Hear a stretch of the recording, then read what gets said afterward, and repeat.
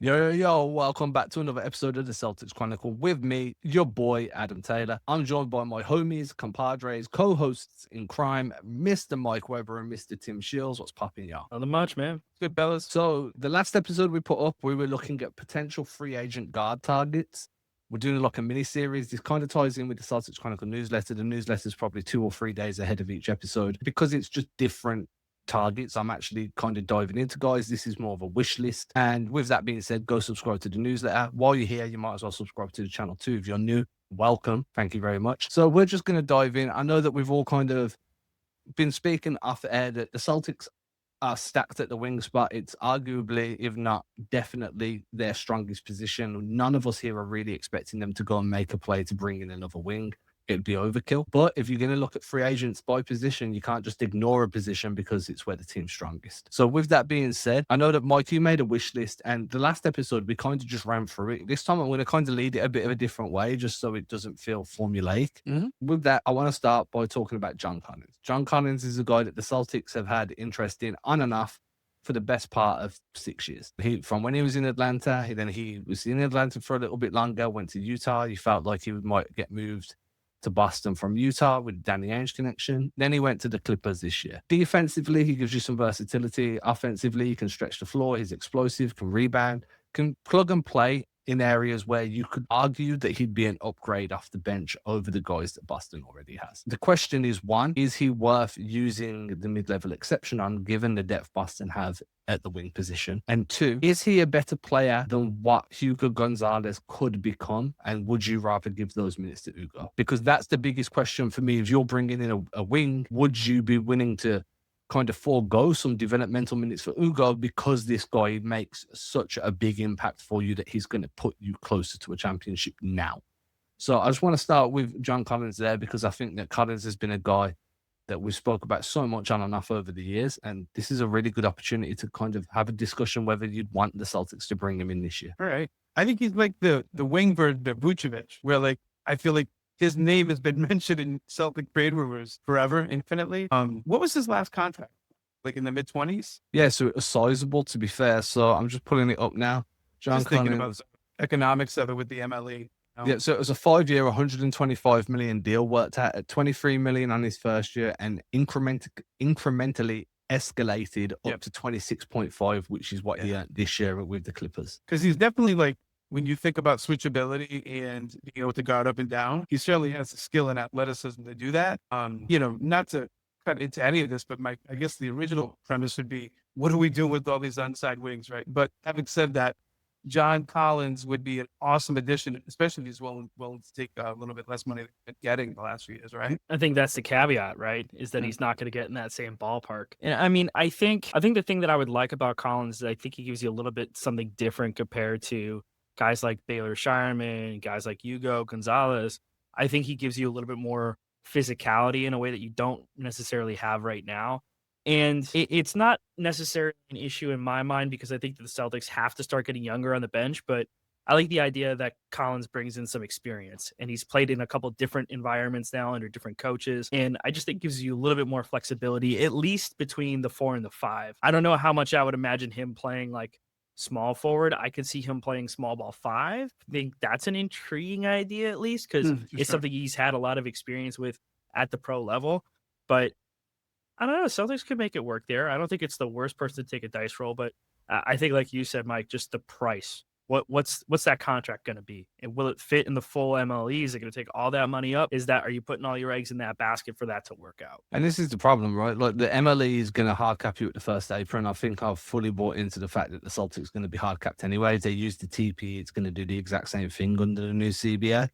What I am kind of questioning is, does he move the needle enough for you to then have to trade for a big or a guard and then go bargain basement shopping for the other guy? Because if you use the MLE on Collins, then you're probably going to trade to improve one of the guard spot or the big spot, and then you're looking in the bargain basement for the other one of those two positions. because those are, to me, are the areas of need. This would just be a nice to have. And again, you've got Ugo that can play there. If you pick up Jordan Walsh, you've got Jordan Walsh that can give you minutes there. What I do like about Collins, though, is the fact that he can kind of score wherever he wants. So these are his numbers from Cleaning the Glass. What I will say is Cleaning the Glass does have a garbage time filter, and this is his accuracy. So this is his conversion rate. Shot 41% from three this season, 26% at the rim, and then around about 46% from the mid-range overall. To me, if you can pick a guy like that up who's scoring at that level of efficiency, and you can pick him up for the MLE, say 15 mil, and you're going to, obviously, it'd have to be like back of like top loading the other end of the contract to build up what he's missing now. That's a really big jump in terms of quality coming off the bench. Do you feel confident there? Do you feel like he's going to be a guy that once the postseason comes around, he can escalate that level of production and really make a difference for you? The answer might be yes. The answer might be no. For me personally, I think that giving those minutes to Ugo right now is far more important because of the way Brad Stevens spoke about him in the end of season press conference, where he's like, he's going to be incredibly important for us moving forward. I don't think Ugo becomes the level of offensive threat that what John Collins is, but I think he becomes a more, or at least a similarly well-rounded player. And plus, I'm just not sure whether Collins is signed for the MLA. I don't think Collins has ever been as good a defender as Hugo is now. I'll say that. Hugo just impressed the hell out of me defensive walking into the league. Just he's tough.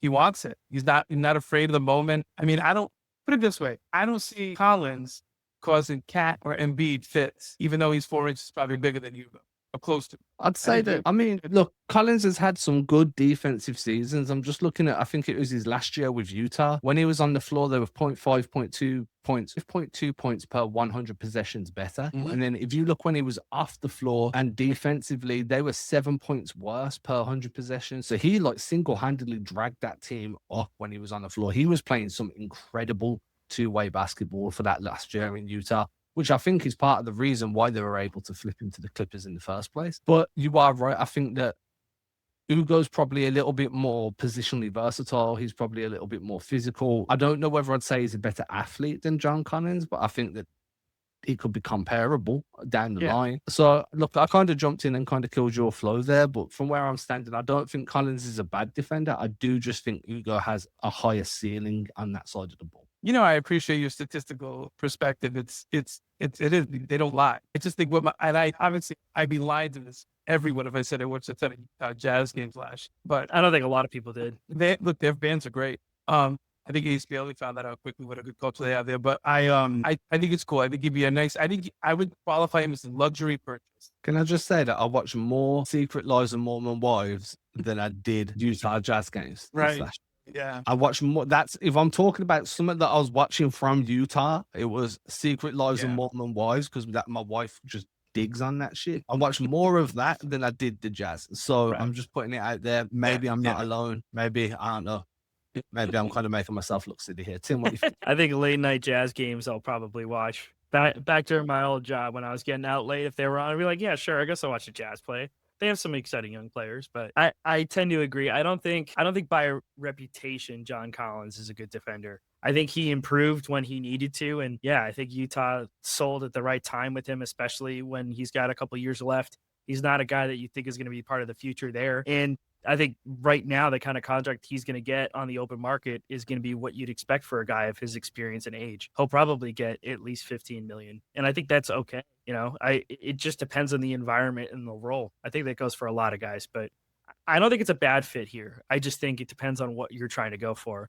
If you want to try and help Hugo take that next step and get a little bit more positional versatility, then lean into that, give the kid minutes. It's not like he didn't earn them. And you still have to worry about some of these other younger guys too. It just depends on how much you think Collins moves the needle. And I don't know if I would say that he moves it a lot. I don't think he moves it enough. It's interesting enough for me to be like, entertain the idea of it. Not a bad idea.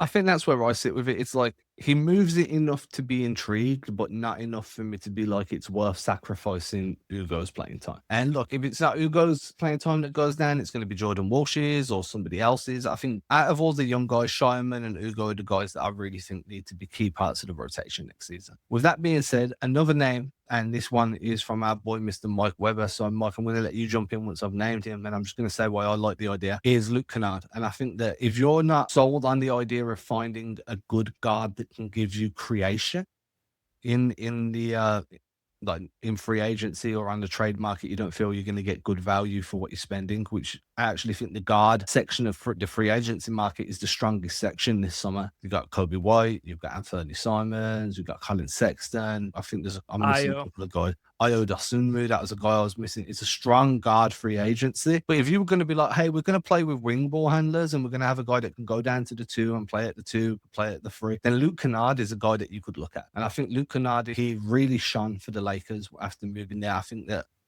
JJ Redick kind of showed you how to utilize Luke Kennard and have him be a valuable member of a rotation. For me, I think that if you were going to go that way, you don't need to, you can use Kennard at the 2. You could even slide him down and have him play big at the 1 just because his ability to create shots for himself and others can run the offense a little bit would be quite reasonable price-wise. He's not a true guard though, and I know a lot of Celtics fans right now want like a true point guard, which I will kind of upset everybody here and say, unless your name's Tyrese Halliburton, there isn't really a true point guard in the league at the moment. Like a genuine old school throwback. Chris Paul's gone. So the last one is Tyrese Halliburton. Everybody else is like a combo or a shot creating isolating self creator or so forth. I think Kennard could be an idea there. But I know the second best point guard in the NBA is the center. Yeah, do you know what I'm saying? And the third's probably a power forward, LeBron, right? Or even Scotty Barnes is out of a facilitator. I mean, that's fair. I just think Kennard, man, he is shooting historically awesome. Like not even like solid. We're talking historically elite. And who better than JJ Redick to unleash that, right? To get that kind of, and his efficiency is incredible. I just imagine the amount of open looks we watched the Celtics miss in that last series. How do you not want this player? I'm gonna say though, the Celtics have a really bad habit of their cold shooting nights being easily transmittable throughout the roster. It's never one guy goes cold and somebody else picks up the slack. The whole thing falls apart. It completely self implodes, man. Yeah. If COVID was shooting, that's the team. Everybody gets it. It's contagious. Boom, done. I like Kennard. I like Kennard. I think Kennard's a good fit. My only thing is, and I'm fine with this. To preface this, I'm fine with this. If you are moving on from Sam Hauser, then it makes a lot of sense to go after Kennard. Yes, please. Just because that'll supplement your shooting. You're getting a guy who's still got around the same age, so it's not like you're getting drastically older with this move or anything like that. And you're at right now a point where you don't have a ton of roster flexibility, and Hauser's already been a name that's been floated.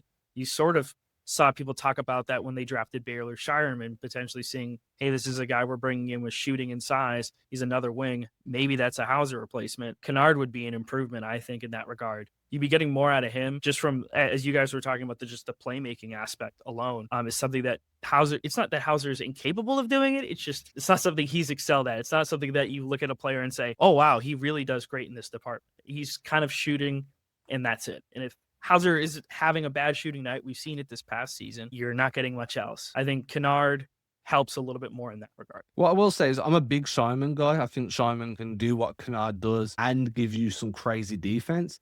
But what about this? What about if you do trade Hauser and you want some backup shooting behind Simon who gets elevated?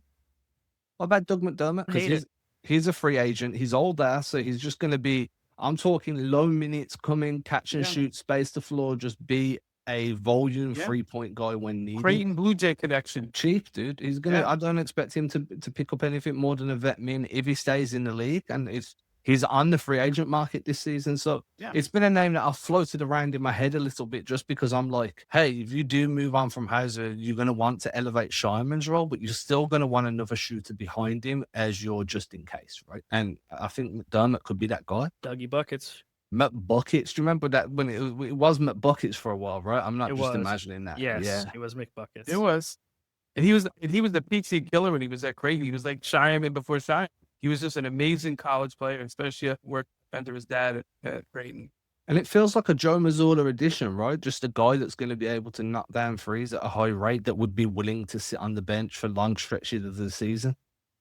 It just feels like that type of pickup that a championship team would make, come in and play like the Mike Miller role. Perfect. Yeah. Do you know what I mean? Another name that you've kind of floated out here, Mike, because we're working off your wish list, and is a guy that I loved in the draft, but I haven't been impressed with since he came into the NBA, is Jett Howard. Yeah. 8 came in as a sniper and has shot under 30% from 2 years in a row. And then this season, not as many minutes, obviously, as I'm sure he'd like, but back to like at least league average number, but like it just feels like it feels like the Josh Minot version of this year where it's like, well, why not?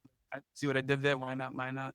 But like he just like I just see this guy shooting 45% off the bench in limited minutes, and he's so young still too. What makes me laugh is whenever somebody says he came into the league as a sniper, I instantly think of Aaron Neesmith going, "I'm an absolute sniper," and then struggling like crazy and basketball. It works though. In a different environment. You know? That's the thing, right? Sometimes it's not where you are. It's not the player you are. It's where you are, and it's just not working out for him, which is a real shame for Orlando because they need shooting so badly. But I do agree. I think this could be a boilo option for Boston to go and pick up. That's if the Magic don't pick it, like, what's the word? Don't extend enough. Try and keep him around. I think that ship closed. That's why he's on UFA. They might try and just offer him a lower ball deal. They might want him to go and see what's out there. If Boston can pick him up, he's another young guy that you can cost control for a while. You could run Harper Jr. him, send him back to Maine, reconfigure him, make him figure it out. That works for Ron Harper Jr. Well, Ron Harper Jr. didn't come back into the league until 26. I'd rather have Howard playing straight like in the rotation to figure it out. I'd expect him to spend a lot of time in Maine and then a little bit. So Ron Harper Jr. is actually a decent comp in terms of just a developmental pipeline. Yeah. Tim, what would you do? Would you pick him up? Would you say nah? Are you gonna push back I think and be like, this is ridiculous? I think I would say take maybe a flyer. I don't think it hurts that he's 23. You know, in terms of you want to bring experience in to help with this bench unit, but I also think taking a chance where you're buying low on a guy that has the ceiling that he has. Physical tools, you can't teach height notoriously, but if the shooting was there before, maybe you can get it back, or maybe it's something that you can work on with him. Again, at 23 years old, you have some flexibility. You have a little bit of a wiggle room there in terms of a ceiling, just because he has more time. He has more time to work on this, and you're not asking him to come in and save your team. That's big thing when you're trying to get the most out of guys and you're revamping their value and just trying to recoup something there. I think if you're okay with the buy low option and you're not expecting a lot, then I'm sure you could also get him on the cheap, and that's the plus side. His situation reeks of Neesmith as well. If you think about the situation that Neesmith walked into, drafted as a scorer, as a catch and shoot guy, as a scoring threat, plays in a position where his team's two best players consume a significant amount of minutes and has just struggled in a smaller role. That's exactly what's happened to Howard. He come onto a team where Wagner and Banchero are just owning the minutes there. Then they add Desmond Bane into the rotation. It's like, where's this dude going to get any playing time from? A fresh start might be where we see him pop, which is tough because you always try and judge a rookie on his third year. But when they've not really been able to have consistency, that's really unfair to judge them. I'd like to see him land on a team that's either rebuilding or a team like Boston that has a track record of building up guys' value and putting them in a position where they can showcase their skill set. Another name that's kind of in here, and I'm not going to do all of these, Mike, because the episode will run for like 2 years, but another name that's in here is a Celtics killer on occasion, Dean Wade. How would we feel about bringing in skillful Scalabrine? Like, how would we feel about this? I kind of think he seriously, he's got great size, right? And I think he offers a lot of the things that you liked about John Collins, probably for a significant discount. And I guess the thing I like about the player is I called him Celtics Ish Smith of the Cleveland Cavs as a forward. Like, it just seems like, why does this guy play so well against us? But I think he's always been ready to the moment. Picking up Jalen, picking up JT, that's no small feat. And I'm not saying he's a stopper, but he also hit a lot of big shots, and he's kind of a sneaky good athlete. Yeah, I think that's fair. I think his shooting is really the big thing that you'd want. I guess my only question here is, does he hit the free agency market if the Cavs can turn it around? Let's say they make the finals. Do you think he stays there? Do you think they throw him a little bit of money? You know, you've had Sam Merrill playing really well this year. Does that kind of eat into his need, or do you keep both of those guys? So I think right now, like currently as the Cavs are constituted, how they're built, just having that kind of shooting in that size is a big plus. And that's the same reason why the Celtics would go after him. Yeah. Again, I kind of find myself falling into a role of if the guy's going to be able to bring you some minutes at the 4, then I'm with it. That's kind of where I'm at with it. If it's a guy that I feel like is more of a small forward, isn't going to bring you some defense, some edge, some physicality at the 4, maybe small ball 5, I'm less interested from it, regardless of how good the shooting is. That's just sort of where I'm at with it. Yeah. I think I would prefer Kennard over Wade if that helps. To your point, though, it's Merrill, Strus, and Jalen Tyson. They've already got a lot of cheaper options. Well, Strus isn't cheap, and he only made $6 million last year. So even if he doubled his salary, it still doesn't even get the whole MLE. So yeah, would you throw the full MLE at him? That's No. the question. No. I probably No. I know that'd be kind of bonkers. Especially when there's other areas to fill. I will Yes. say that he's played 70% of his career minutes at the 4. So we know that he can come in and he kind of gives me Davis Bertan vibes, if that makes sense, when the Celtics were looking at Bertans a few years back when he was actually still good before he fell off. Just in the terms of can come in, can give you some good defense, some size, some aggression, and some 3-point shooting, and he can hit big shots. Now, again, if Hauser's still on this team, I don't see the need for him at all. Again, I don't see the need for any of these wings because I don't see it as an area of need. Yeah. But I wouldn't be against it. So the last name I want to bring up is a name that I did look at in the newsletter. Again, if you're watching and you've made it this far, hit subscribe on the channel. We're trying to get to that 1,000 mark. Help us get there. And number 2, go and subscribe to the newsletter. I'm trying to get to that 2,000 mark. You'll be doing yourself and me a big favor. With that being said, one name I looked at on the newsletter is a guy that I consider unattainable. I don't think he's going to be going in Boston's financial region. And even if it was, I don't think the Celtics would be able to pry him away from his current situation. But he's a free agent, unrestricted, so it's worthwhile mentioning, right? And that's Rui Hachimura. I think Rui has had some solid seasons, kind of flew under the radar of everything going on in the Lakers right now. The Doncic being there, LeBron, whoever else is playing well usually falls secondary or tertiary because those two guys, just everything revolves around them there. Hachimura's put up some good numbers, played some solid defense, showed some switchability. He's been quite consistent. And I think he's a guy that can come in, like Tim said, and play some 4 and give you some size, some physicality, and some scoring. I actually think he'd be an upgrade over Sam Hauser, and I've been bullish on what Sam Hauser does for this team. I'd expect him to get sizable near starting minutes off the bench. And then obviously if you need to rest Jalen because of his knees, if you need to rest Tatum because of his Achilles, you've got a starting level guy that can step into that rotation instantly. And of course there'll be drop off because we're talking about all NBA level talents to borderline all-star. There's going to be a sizable drop off, but not the same as replacing one of those guys with Hauser or Ugo. And that's no disrespect. I just think Rui's further along in his development. So that is a guy that I kind of have on my personal wish list if he become available. And he was willing to take a 15 million MLE, which is a pay cut for him. I think he's earned a bigger contract than that. But teams aren't really spending money in free agency anymore. They do it via trade more than anything now. So where do you guys stand on a potential Rui addition? Would that change your mind from the wing spot being a luxury to, yeah, we go and get this guy because he's interested? I think he's a great counterpunch to any trade that happens. So like you tell me Jalen gets traded or Derek White gets traded, and then somehow through whatever revolving 3-way, 4-way trade, there's a way to pick up a player like this. Sounds amazing. I mean, he shot career highs across the board. I think he was a damn near 50, 40, 90 guy this year.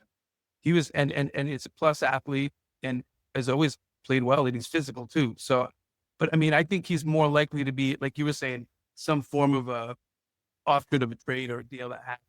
And I think it's a good move in terms of if you wanted to add size. And I think he also had a very, very good season with the Lakers.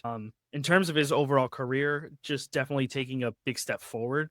And I still think that at his size, you're getting a good amount of defensive opportunity, but also just creation because he can handle the rock. He can move the ball. He's capable of shooting the 3. And I personally have liked Rui for a while. I sort of wanted a chance to add him when he was originally with the Wizards and they were talking about moving him.